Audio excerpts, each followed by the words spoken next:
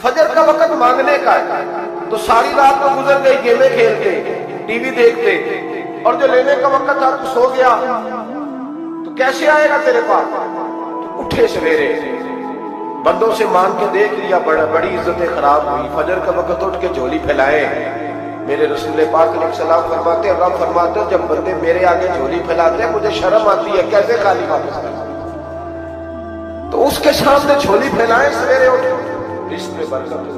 और फिर एक और बात, पांचवी बात, रिस्क में तंगी उस वक्त होती है जब हम माल गलत जगह पे खर्च करते हैं। अल्लाह माल देता है अपने फजल से, और जब हम उसे जाया करें, मिसाल देता हूं, मेरे पास एक शख्स ने आके कहा गदी बच्ची की शादी है, या मेरा घर में कोई बीमार है, या बड़ी आजमाइश है, 10,000 की जरूरत है, मैंने थमा दिया उसको। फिर मुझे बाद में पता चला कि वो तो याशी कर रहा है, वो तो चला गया कहीं घूमने और फलां होटल में, महंगे होटल में बैठ के खाना खा लिया, तो मेरे दिल में क्या गुजरेगा उस शख्स के बारे में? बिला मिसाल और बिला तशबीह समझाने के लिए अल्लाह ने माल दिया फजल से, और अगर अय्याशियों में लगा देगा। सूफिया फरमाते हैं कि अगर एक धेला तू हराम जगह पे खर्च करे ना, एक धेला, तो 1,00,000 दिनार की बरकत तेरे घर से उठ जाती है। एक धेला हराम जगह। ये जो गवैयों पे पैसे फेंकते हो हलाल है? चले बैंड बाजा तो शादी पे आपने अपनी मर्जी से बंद करना है या बजाना है, लेकिन गवैयों पे जो पैसे फेंकते हो जायज है? बोले तो वो फिर कहते रोते हैं बाद में लोग कि पता नहीं क्या हुआ, शादी के बाद पीछे पीछे आए। तो मैंने कहा शादी के बाद इसलिए पीछे पीछे हाथ हो गया कि शराबें बड़ी पी गई, शादी में तबाही बड़ी हुई, तो फिर अल्लाह की रहमत नाराज हो गई। और इस पर मैं कुरान मजीद की आयत पढ़ता हूँ, रब फरमाता है वमन अअरद अन ज़िक्री फइन्न लहू मईशतन दंका, बड़ी सख्त आयत। वमन अअरद अन ज़िक्री, फरमाया जब तू मेरे तज़किरे से, मेरे जिक्र से मुंह फेर लेता है, फइन्न लहू मईशतन दंका, तो मैं तेरी मईशत को, तेरे रिस्क को तंग कर दूंगा, मैं तेरी जिंदगानी तंग होगी। और जिसकी जिंदगी अल्लाह तंग करे उसकी खोल सकता है? कहते हैं बड़ी जगहों पे गया हूं, बड़ी फूके मरवाई, बड़े दम कराए, हालात सही नहीं होते, तो मस्जिद आके तौबा कर। वो कह रहा फइन्न लहू मईशतन दंका, इलाज है कुरान पाक का कि जब तू मेरे जिक्र से मुंह फेरेगा, रोटी मेरी खाए और पैसे लेके याशी करे, मस्जिद आई ना। हुक्म तो यह है कि जितनी जितनी नेमत बढ़ती जाए सजदे बढ़ने चाहिए, लेकिन हम लोग सजदे कम करते जाते हैं, फर्द नमाज भी नहीं पढ़ते, फिर रिस्क तंग होता है, फिर अल्लाह के अदल का निजाम चलता है, फिर खराबी होती है। इसलिए याद रखें, कुरान मजीद ने हुक्म दे दिया कि अगर चाहते हो कि रिस्क में बरकत हो तो फिर रिस्क देने वाले के आगे झुक जाओ, फिर रिस्क देने वाले के आगे झुको। तो माली परेशानी का बहुत बड़ा सबब यह है कि हम मस्जिद की तरफ नहीं आते, दीन की तरफ नहीं आते, पैसा नजायज जगह पे खर्च होता है।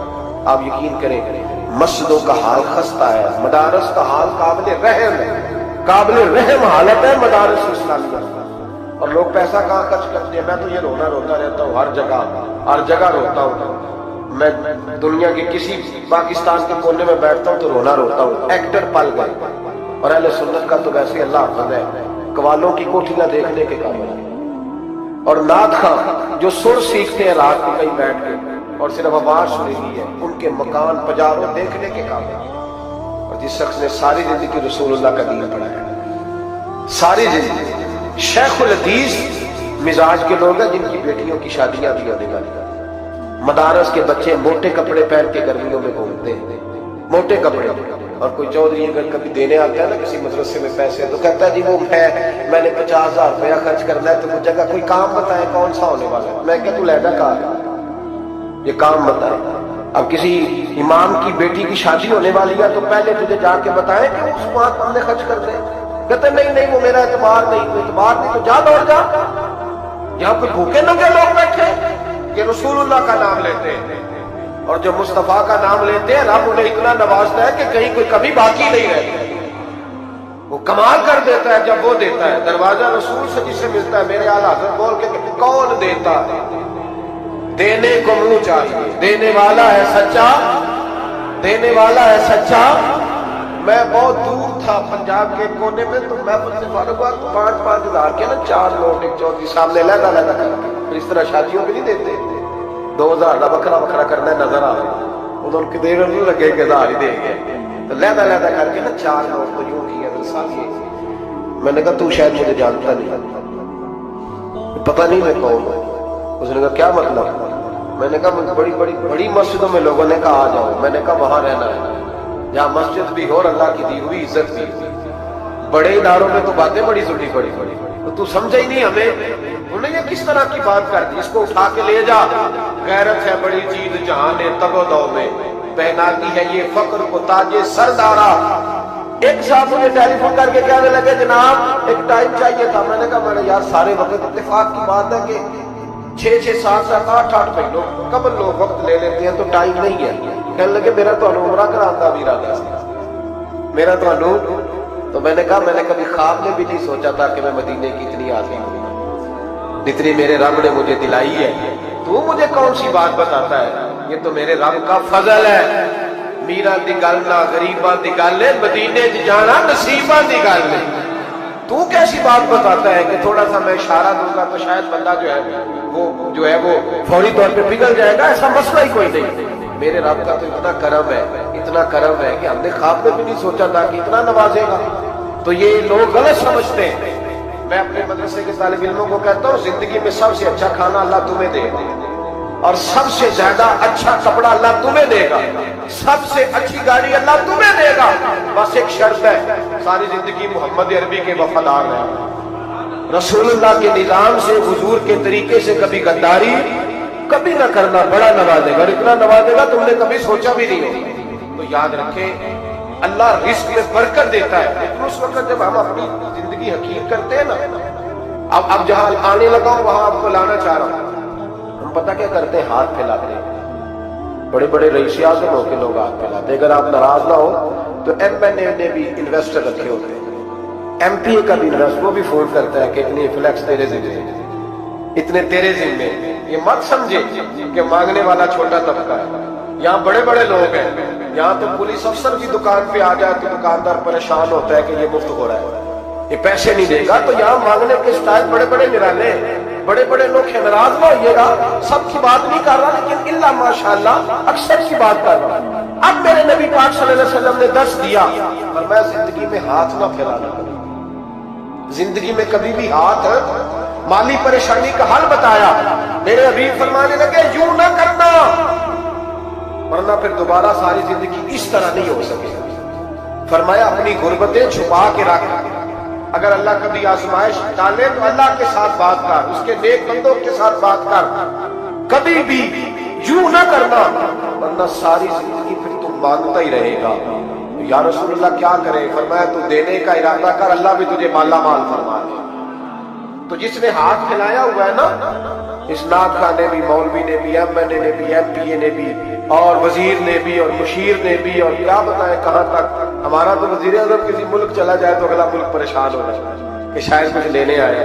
जिनको आज यौम पाकिस्तान है, पाकिस्तान मांगने के लिए नहीं बना था, ये देने के लिए बना था। ये तो देने के लिए बना था। ये तो वो सल्तनत बनाई गई थी जो दरवेशों ने कायम कर और इस मुल्क को भिखारी बना दिया है। लेकिन हम फिर भी मायूस नहीं, ये मट्टी बड़ी हसीन है। इंशाअल्लाह ताला यहाँ से ऐसे फूल खिलेंगे कि सारी दुनिया को खुशबू जाए। इस धरती से इंशाअल्लाह ताला ऐसे दरख्त उगेंगे कि सारा जमाना साए में बैठेगा। मैं दूर नहीं निकलना चाहता। एक रिस्क की तंगी का मामला ये है कि हम मांगते हैं। कुछ लोग इसलिए भी किसी से सवाल कर लेते हैं कि कोई कहे ना अमीर बड़ा है। सवाल शादी का मौका आता है तो 2-4 दोस्तों को फोन कर लेते हैं, फिर रिश्तेदारों को बताते फिरते हैं कि मैंने तो कर्जा पकड़ के निकाल दिया, कर्जा पकड़ के रजिस्ट्री कराई, ताकि लोग। तो जब तू एक दफा मांग लेता फिर सारी जिंदगी तेरी माली मुश्किलात हल नहीं होती। एक वजह ये। अब आइए इन परेशानियों के कुछ रूहानी इलाज है। 2-1 बातें अर्ज करूं। सूरह तलाक 2-3 नंबर आयत की अर्जा की तिलावत करें। रब करीम ने फरमाया वमन यत्तकिल्लाह यजअल लहू मखरजा। फरमाया जब तू अल्लाह से डरेगा तो अल्लाह हर मुश्किल से निकलने का तुझे रास्ता अता फरमा देगा। और क्या खूबसूरत अंदाज है कुरान मजीद का, और हमने इसका लाखों बार तजर्बा किया, 20 और सैकड़ों बार ये चीज जाती तौर पर प्रैक्टिकल से गुजरी। अल्लाह ने फरमाया हर मुश्किल से निकलने का रास्ता भी देगा, वयरज़ुक़हु मिन हैसु ला यहतसिब, اور اللہ تجھے وہاں سے رزق دے گا کہ تو نے کبھی سوچا بھی نہیں ہوگا۔ وَيَرْزُقْهُ مِنْ حَيْثُ لَا يَحْتَسِبُ، سے دے گا کہ تو نے کبھی سوچا بھی۔ ایک صحابی حضرت عوف بن مالک رضی اللہ تعالیٰ کہتے میرا بچہ کافروں نے قید کر لیا، گھر میں غربت پہلے بڑی زیادہ تھی، میں دروازہ رسول پہ آیا، حضور اب کیا کروں؟ تو کہتے ہیں نبی پاک نے فرمایا بھروسہ اللہ کی ذات پہ کر، توکل اللہ کی ذات پہ کر، اور گھر جا کے تسبیح لے کے میاں بیوی بیٹھ جاؤ اور پڑھو لا حول ولا قوت الا باللہ العلی العظیم، جاؤ پڑھو جا۔ کہتے میں گھر بیٹھا ابھی چند تسبیحاں پڑھی تھی کہ دروازے میں دستک ہوئی، دروازہ کھولا تو میرا بیٹا دروازے پہ کھڑا تھا، پلٹ کے دیکھا تو 400 بکریاں بھی لایا۔ اور میں نے کہا بیٹا یہ کیسے آ گئے؟ کہنے لگے ابا جی مجھے ایک حویلی میں کافروں نے قید کیا ہوا تھا، میں بڑا پریشان تھا، لیکن ابھی تھوڑا دیر پہلے پتہ نہیں کیا ہوا، میں نے یوں ہاتھ چلایا تو رسیاں کھل گئی، باہر نکلا ہوں تو 2-3 بندوں پہ نیند کا ایسا غلبہ تھا کہ بے ہوش ہو کے گرے ہوئے تھے، 400 بکریاں بھی تھی، میں نے دروازہ کھولا بکریاں میرے ساتھ دوڑنے لگے، تو میں 400 بکری بھی لے آیا ہوں، پلٹ پلٹ کے دیکھتا رہا ہوں، پر میلوں کا سفر ہوا وہ آئے ہی نہیں۔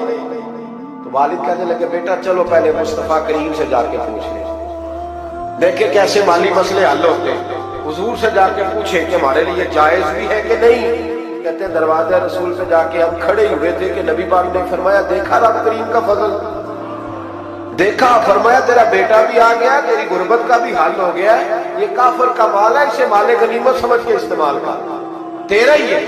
لا حول ولا قوت الا باللہ العلی العظیم پڑھیں تو رزق میں پڑھیں گے انشاءاللہ، بول کے بتائیے پڑھیں گے انشاءاللہ تعالی۔ لیکن سنی قوم تویز پہ لگ رہی ہے، کہتے وظیفہ پڑھنا پڑتا ہے، آپ لکھ کے دے گلے میں ڈال لیں گے تاکہ وہ ڈالتا جاؤں اور میرے اوپر پیسوں کی بارش ہوتی جائے۔ وظیفہ پڑھے، وظیفہ پڑھے۔ سنیں ایک اور وظیفہ سنیں، امام قرطبی نے تفسیر قرطبی میں لکھا رزق کی برکت کا وظیفہ۔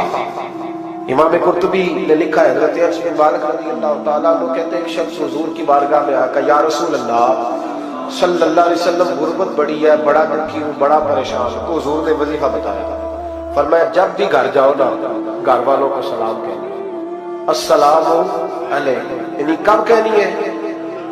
جب بھی جاؤ کب کہنی ہے؟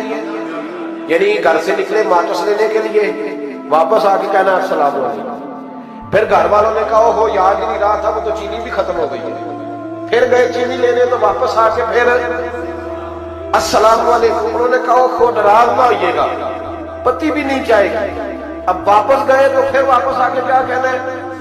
تو نبی پاک صلی اللہ علیہ وسلم نے فرمایا جب بھی گھر جا السلام علیکم کہے اور 3 دفعہ سورۃ اخلاص پڑھ دی۔ اور سورت بھی وہ بتائی جو سب کو آتی ہے، قل هو اللہ احد اللہ الصمد لم یلد ولم یولد ولم یکن لہ کفوا احد۔ 3 دفعہ یہ پڑھ دے۔ صحابی بڑے سیانے تھے، بڑے مسئلے حل کرتے تھے ہمارے، فٹافٹ بول پڑے وہ صحابی، کہنے لگے حضور میری تو چھوٹی سی فیملی ہے، کئی دفعہ بچے گھر نہیں ہوتے، ننھیال گئے ہوتے ہیں، تو پھر کیا کروں؟ حضور نے فرمایا جب گھر میں کوئی نہ ہو تو اپنے نبی پہ درود و سلام پڑھ دے، تیرے نبی کا کرم تو تیرے گھر میں ہوگا۔ حضرت انس بن مالک رضی اللہ تعالیٰ عنہ فرماتے ہیں کہ ہم انتظار میں تھے کہ بندہ واپس آئے اور رزلٹ بتائے۔ کہتے ہیں وہ کچھ دنوں کے بعد واپس آئے تو عجیب بات کی انہوں نے، ہمسایوں سے کئی دفعہ بندے کی نہیں نا اتنی بنتی، اور کئی دفعہ لگتا ہے کہ میرا ہاتھ اوپر ہی رہے لیکن مجھ سے تگڑے نہ ہو۔ کہتے ہیں وہ آئے، نبی پاک صلی اللہ علیہ وسلم نے کہا کیا حال ہے تیرا؟ تو عرض کرنے لگے یا رسول اللہ صلی اللہ علیہ وسلم وظیفہ تو میں نے اپنے لیے پوچھا تھا اور میرے تو ہمسائے بھی امیر ہو گئے، حضور تو میں نے اپنے لیے پوچھا تھا اور میرے دائیں بائیں والے لوگوں کو بڑی برکت ہوئی ہے۔ تو میرے محبوب مسکرانے لگے، حضور فرمانے لگے گویا برکتیں تیرے گھر میں جب برسی ہیں تو چھن چھن کے ان کا فیض اللہ نے تیرے ہمسایوں کو بھی عطا فرمایا۔ مشکل تو نہیں وظیفہ، کیا کرنا ہے؟ تو سا نہیں آکھنا مشکل لگتا بنا، تسی گھر بیٹھا سلام لو، تسی کہنا بندے اسی اندے سلام اسی لویے، تسی لو جاؤ کے دوبارہ گھر جا کے کیا کرنا ہے؟ چلے کچھ نہ کچھ 55% بولے ہی ہے ماشاءاللہ، کتنے کیا کریں گے؟ السلام، اور پھر کیا پڑھنا ہے؟ سبحان اللہ۔ 3 دفعہ سورۃ اخلاص پڑھ دیں، فرمایا اللہ برکت پیدا کر دے گا۔ اب سنیں، ایک دوست آئے، کہنے لگے حضرت جی بڑے پیروں کے پاس گیا ہوں، مالی مسئلہ حل نہیں ہوتا، تو میں نے کہا میں تجھے نبی پاک کی بارگاہ میں نہ لے جاؤں، پیروں کے پیر کے پاس نہ چلے جائیں، میں نے کہا سن تیرا مالی مسئلہ حضور حل کر دیں گے۔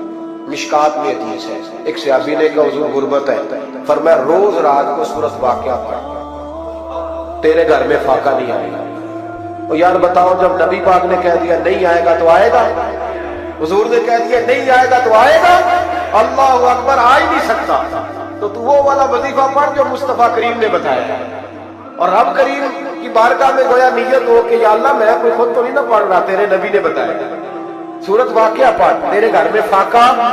حضرت عبداللہ ابن مسعود رضی اللہ تعالیٰ عنہ بیمار ہو گئے، شدید بیمار، اور بیٹیوں کے باپ تھے، بیٹیاں زیادہ تھیں۔